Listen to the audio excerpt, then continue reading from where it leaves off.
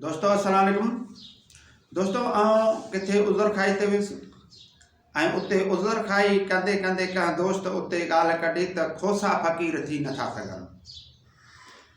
उन्हीअ खे मूं माज़रत कंदे ॿुधायो त खोसा फ़क़ीर थी था सघनि। खोसा 21 जर्नल हुया। खोसा उन्हनि जर्नलनि खे उन दौर जे नज़ाकत सां उन्हनि खे शाह चयो वेंदो हो, जीअं अॻु में चेयरमैन चयो वेंदो हो, हाणे माना इन्हनि खे यूसी नाज़म चयो थो वञे। अॻु में यूसी चेयरमैन चयो वेंदो हो हिकिड़े काउंसलर खे, हाणे यूसी नाज़म चयो थो वञे।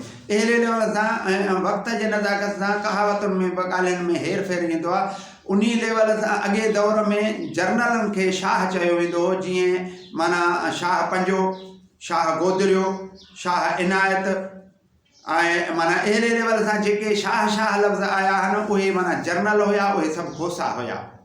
त अहिड़े लेवल सां उन दोस्त खे मां जवाबु ॾियणु थो चाहियां त खोसा फ़क़ीर थी था सघनि। जीअं मां ॿुधायां त माना गफ़ाराबाद गफ़ारी जेको पीर आहे उहो खोसो आहे। पीर फ़क़ीर अल्लाह ॾितो उहो जेको आहे खोसो आहे। ॿियो उहो आहे इन में इहा दरगाह आहे सिंधी बुटलनि में। ॿियो फ़क़ीर बशकली फ़क़ीर आहे जेको कोलाचन में आहे ऐं उन में उते दरगाह आहे। उन फ़क़ीर बख़्शली फ़क़ीर जे नाले सां उहा दरगाह आहे। टियों शाह गाजी जेको आहे उहो खोसो आहे।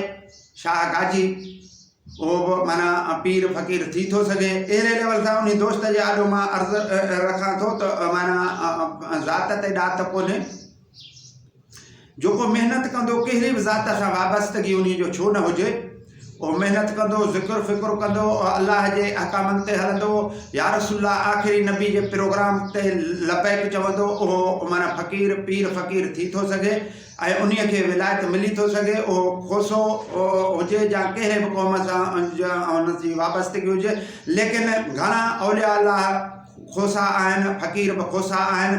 ऐं मां तव्हांखे ॿुधाईंदो हलां त माना जेके बि बुज़ुर्ग आहिनि, पीर फ़क़ीर आहिनि, औलिया अल्लाह बुज़ुर्ग जेके बि आहिनि, उन्हनि जो ख़ासि करे माना खोसनि सां घणी लॻंदी आहे। छो त खोसनि जो अक़ीदतमंद खोसा घणा अक़ीदतमंद हूंदा आहिनि ऐं खोसा जल्दी फ़क़ीरीअ खे माणे वठंदा आहिनि। महिरबानी। अस्सलाम वालेकुम दोस्तो।